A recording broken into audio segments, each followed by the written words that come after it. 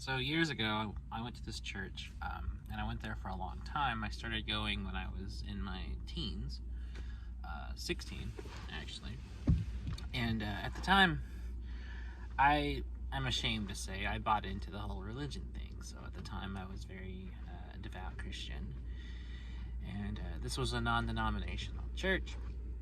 And I hadn't really grown up in church. I had gone some here and there, but I didn't grow up regularly going to church on Sunday mornings, like a lot of people in my area.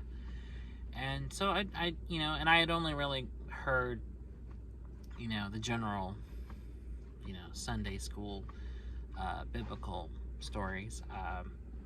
I grew up, just hearing the very generic Jesus loves you, God flooding the earth, Noah's Ark, Adam and Eve kind of stories, these popular biblical myths, And so I went one day with some friends that I had in high school, and in my mind, I was convinced that this was salvation, that I had found God, that my life was going to change, that my sins were washed away. And so I started going regularly, and I was very devout, and I read my Bible and read it front to back that summer. And I went there for a long time, and I made a lot of friends in the youth group, and some of them I had stayed friends with into my 20s.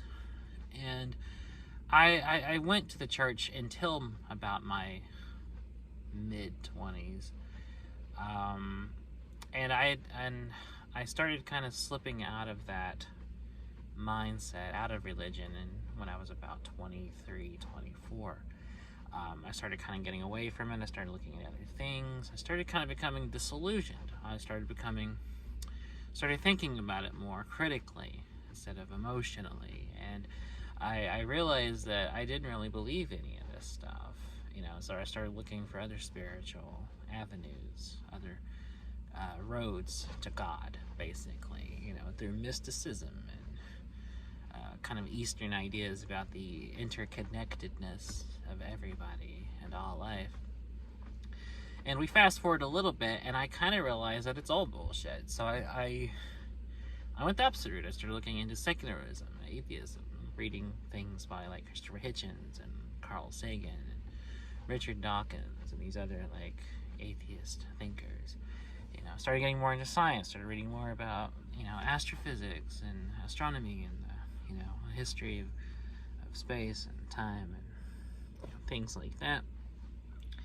And I realized, looking back on my youth in the church, just what a horrible, constrictive, ignorant environment it was. And the pastor we had was a very pompous, narcissistic guy who kind of ruled the church with an iron fist. He was very much my way or the highway, and if you disagreed about anything, you were exiled.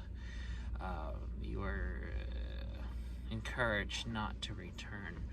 And he kind of had like this, he was big, tall, strong, intimidating guy who deliberately used his intimidating kind of physique to kind of strong arm people and intimidate. And he had a very kind of violent tendencies when he would preach. He would, get militant and loud, and he would get so caught up, violently so, in his sermons. He would like scream. He would get so mad and like kind of ramp himself up, therefore getting the congregation ramped up.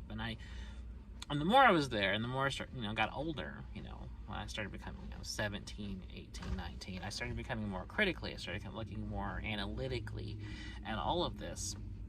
And I realized that they were just parroting him. Like, he was ramping them up. They were feeding on that energy, and they were kind of going back and forth. And I realized that's kind of a tactic that all people who control people through religion use, as that tactic.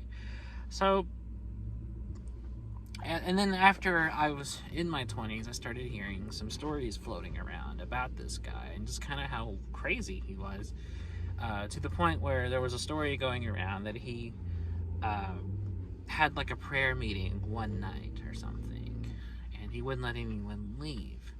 And the story went that he locked everyone inside this church, until they did their prayer bullshit thing.